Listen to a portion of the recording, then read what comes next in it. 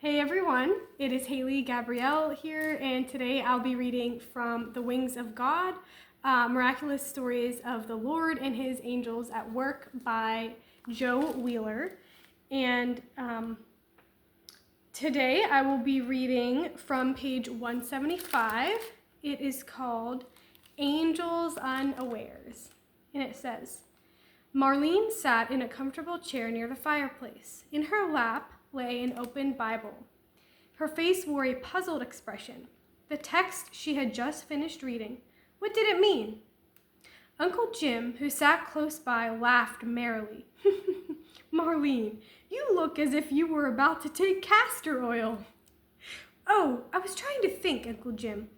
You know this verse in Hebrews 13:2. It goes, Be not forgetful to entertain strangers, for thereby some have entertained angels unawares. Did anyone really ever entertain an angel when he didn't know it? Oh yes, Marlene. You remember the angels that visited Abraham and Lot? And then there was... Yes, but I mean now, interrupted Marlene. Things like that don't happen anymore, do they? I wish they would. Well now, I'm not so sure they don't. Come over here and sit on the arm of my chair. I'm going to tell you a story. The little girl climbed joyously upon the arm of the chair and laid her soft golden curls on her big uncle's shoulder. I haven't told many people this story, Marlene, said Uncle Jim. It seems almost too wonderful an experience to talk about, but I believe it will help you answer your question. When I was a very small boy, our family lived in a large log house in the Rocky Mountains. It was early winter, before any hard storms had come, and Mother and Father had been called away to attend a friend's funeral. Before they left, they made provision for us children. Father brought plenty of wood, and Mother cooked a whole day to be sure we would have plenty while she was away. We were all alone, big brother Ted, baby sister, and I, but we were not afraid. The valley where we lived was seldom visited by anyone.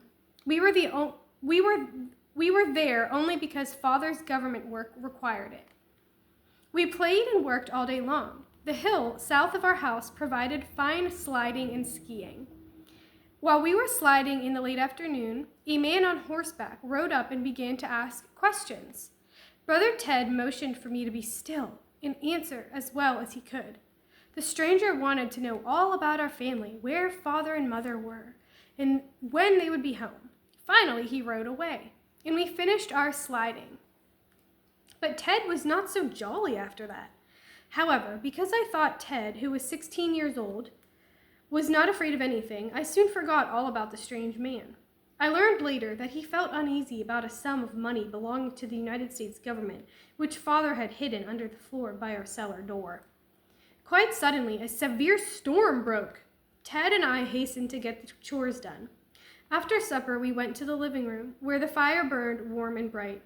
Ted told Bible stories for a while, and then we knelt and asked our Heavenly Father to watch over us and care for our parents so far away. So this is a big deal. It's very good.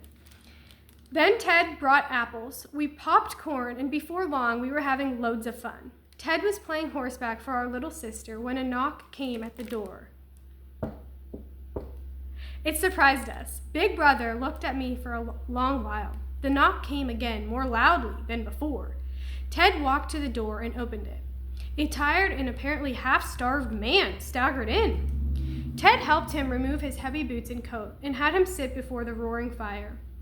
He did not speak for a while, but when he did, I felt as if I had always known him. Little sister walked over to him, and after looking at him intently, climbed into his lap. We got some hot food for him to eat. Afterward, Ted told him where he was to sleep, and we all went to bed.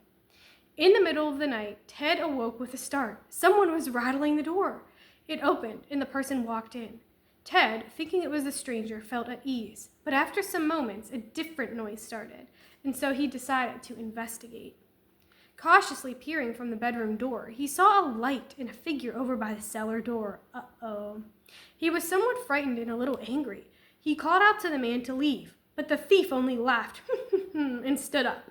He walked toward Ted, who immediately recognized him as the stranger who had asked so many questions. Suddenly, just as he was about to strike Ted, a bright light appeared in the doorway of the room where the stranger of the storm was supposed to be asleep, and a voice said, "Go, thief!" The intruder dropped his weapon in surprise, backed toward the outside door, and still not taking his eyes from the light, slipped out into the darkness. The latch clicked, and he was gone. The moment the door clicked, the light disappeared. The young stranger spoke to Ted from the next room. They stood together, listening to the pound of the horse's hoofs as the would-be robber rode away. Then they went to bed again, and strange to say, Ted fell asleep immediately. Interesting. When the first rosy morning light shone through the bedroom windows, we were up, but the stranger was already out getting wood for the fire. Brother Ted was a fine cook, and breakfast was soon ready. Much to our surprise, the stranger said grace when we bowed our heads. After breakfast, he decided to hurry on, for his journey should not be delayed, he said. He thanked us graciously and started over the newly fallen snow up the hill behind our house. After waiting some time for him to reappear on the top of the hill, Ted became alarmed and determined to go see what had happened to him.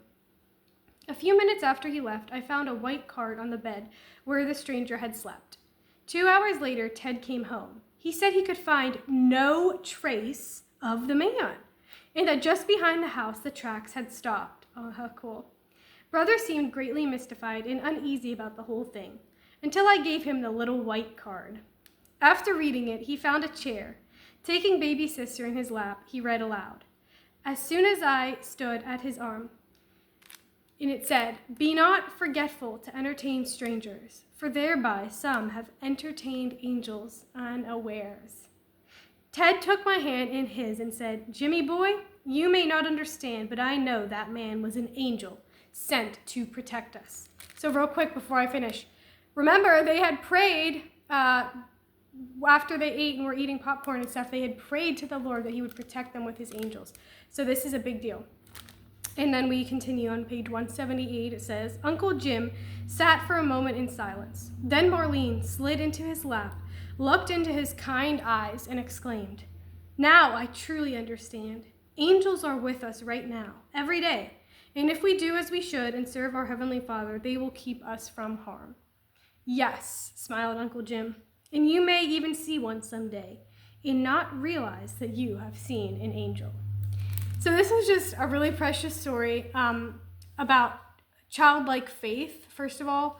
So they were doing what their parents had told them to, right? They were being obedient, and then they prayed to the Lord that he would protect them, and he definitely did that. And this man was sent, a man or an angel, a messenger of God was sent to protect these kids, and he definitely did that.